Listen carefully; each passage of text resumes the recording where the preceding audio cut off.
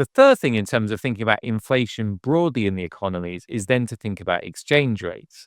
And this, I think, is also a critical issue, and again relates to the semiconductor cycle. So if you were sort of a Martian, or sort of a traditional economist, maybe, in fact, like, and you look at what's happening in these economies, you have like a sort of a positive demand side shock, resulting in much stronger GDP growth, much stronger export growth, export prices rising, and much bigger current account and trade surpluses as a result.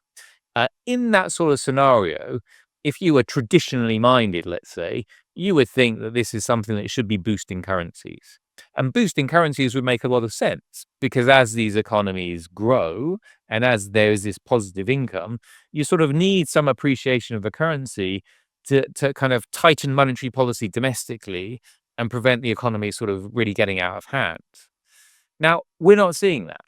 And if you look at Korea in particular, the Korean won is as weak as it basically ever has been in history against the dollar. Like, pretty much as weak as it was, getting back to the financial crisis back in 2008. Now, the interesting thing about this is if you think about Korea's economy in particular, like historically, Korea has never had a current account surplus really, like on a sustainable basis. It's already kind of always oscillates between current account surpluses and current account deficits. If you think about Korea on the outbreak of the Ukraine war, like Korea was very quickly pushed into a trade deficit because the external surplus wasn't very big. Korea right now has a current account surplus of 15% of GDP or thereabouts. Like it's not going to be pushed into trade deficit because of what's happening with Iran. Instead, it's being pushed into a very big trade surplus because of the semiconductor side. So essentially, all of this should mean that the currency should be appreciating, and instead, it's basically as weak as it ever has been. So what's the reason for this? Like, why isn't the currency reacting? And there's a bunch of sort of flow arguments or flow phenomenon which explain it. So until the end of last year, domestic retail investors in Korea were taking a lot of money and investing it overseas in US equity. So there's this big outflow of household money that weighed on the currency.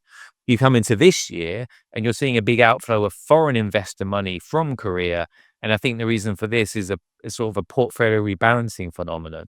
But because the domestic equity market has gone up so much, it means that it increases the value of the holdings of Korean equities that foreigners have, and sort of means that their weighting starts to go up, and they have to rebalance that relative to the rest of the world. And so there's this outflow because of that. So there's these sort of like flow arguments which are important, and they explain what's happening with the currency.